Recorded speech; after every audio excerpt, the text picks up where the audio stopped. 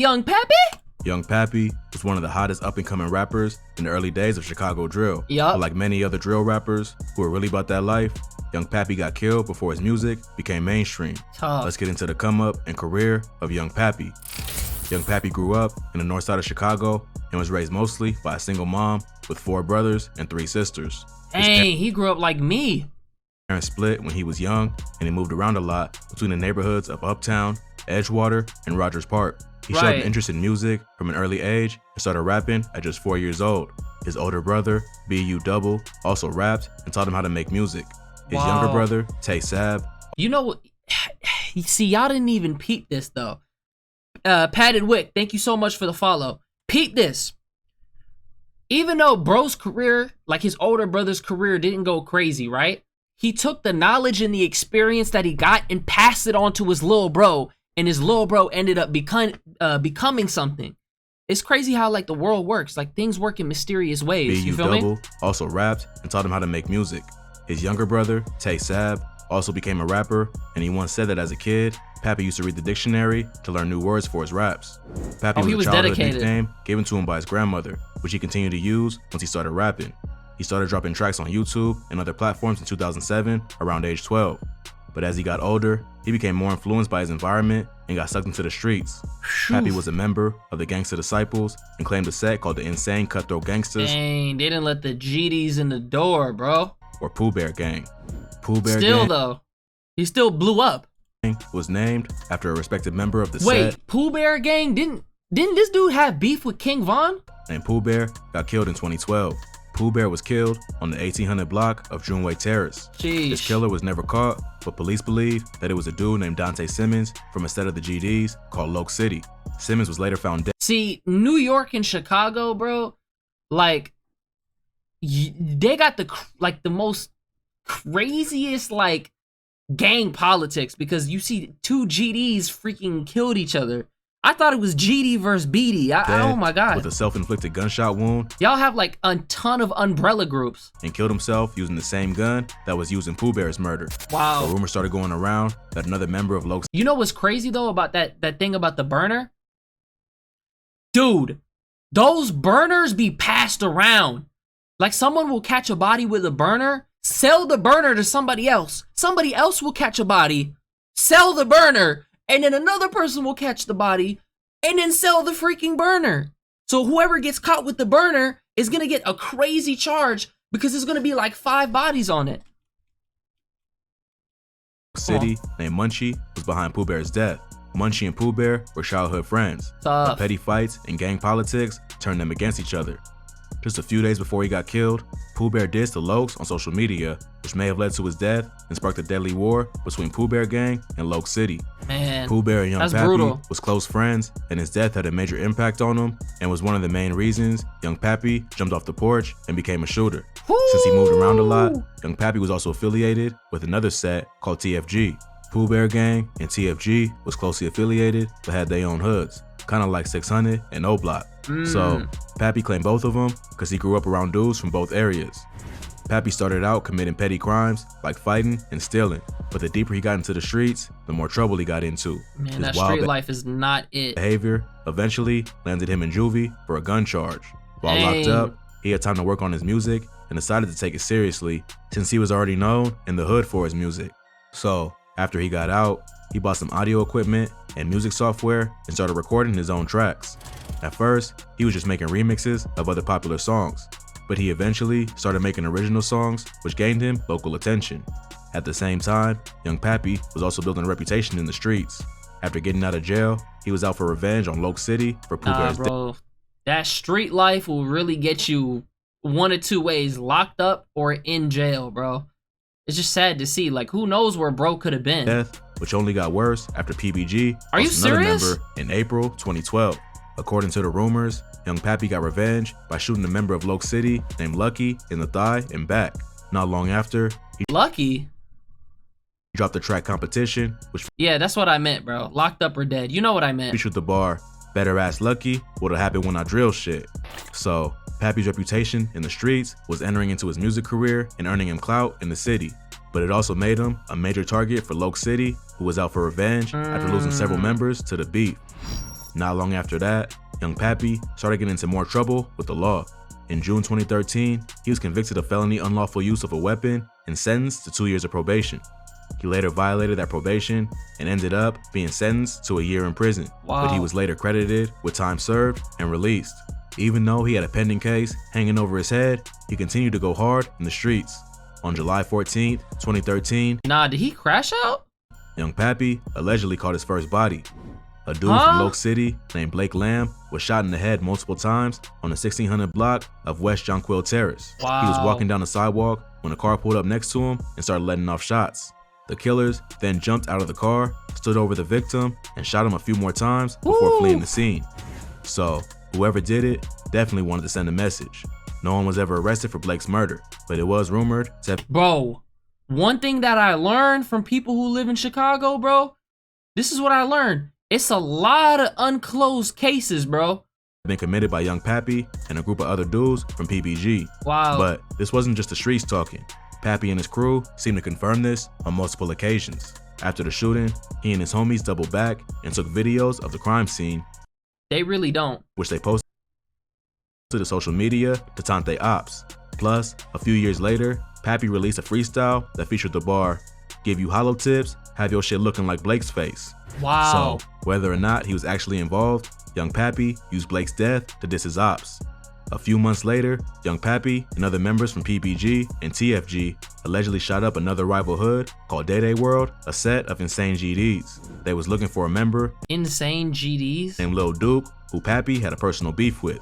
A few days later, one of Pappy's close homies, Two Cups, was murdered near the intersection of North Broadway and West Glen Lake Avenue. They going to The day war. before he got killed, Two Cups told his father that he was taking his friend, who was in a wheelchair, to the social security office the next morning.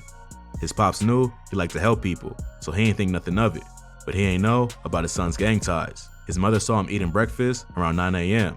And that was the last time she saw him. Two Cups and his friend were standing at the intersection when a light-colored van pulled up.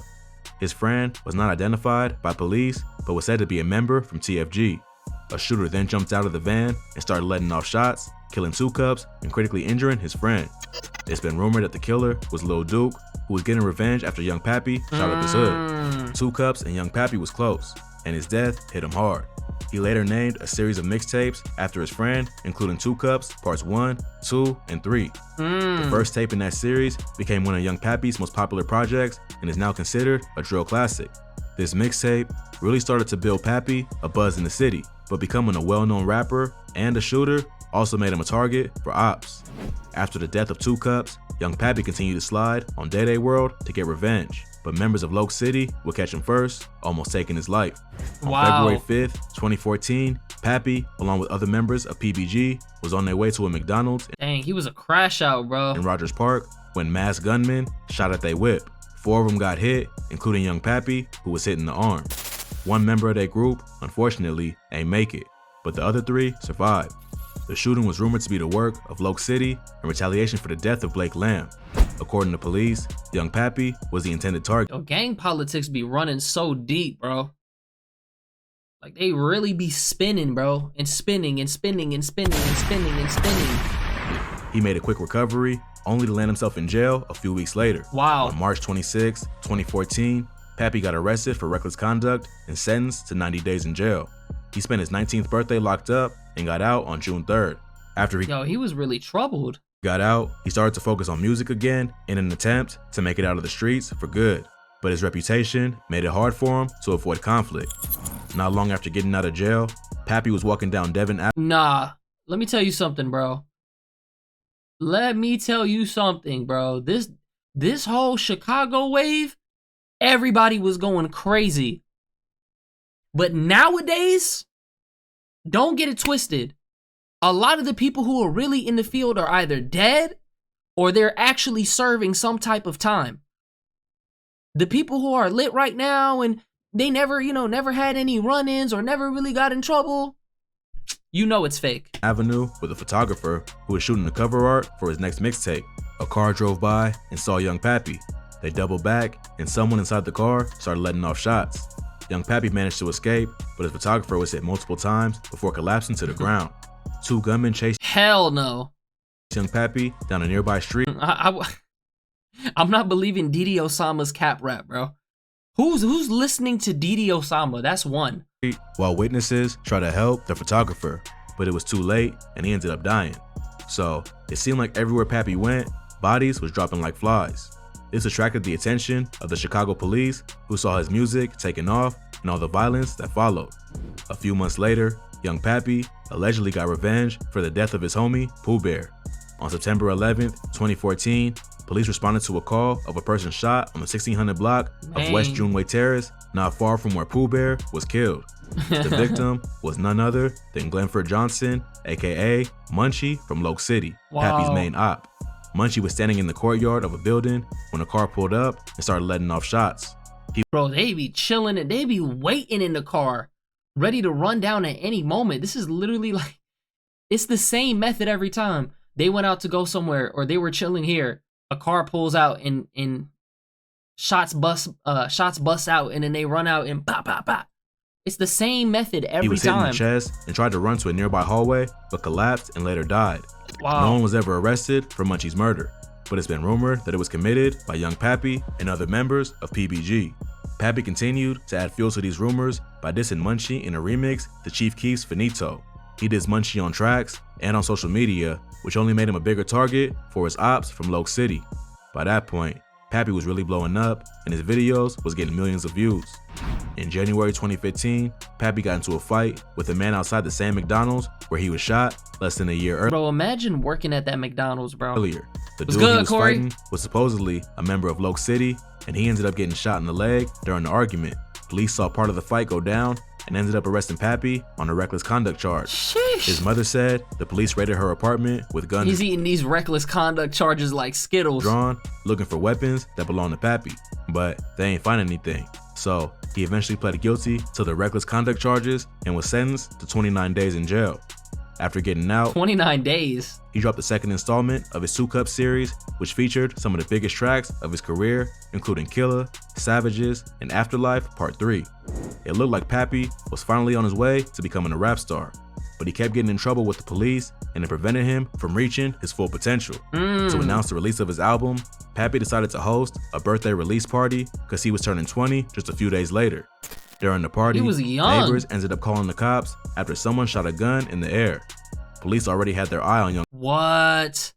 That's actually demonic, bro. Pappy. So when they heard he was involved, they decided to send a message.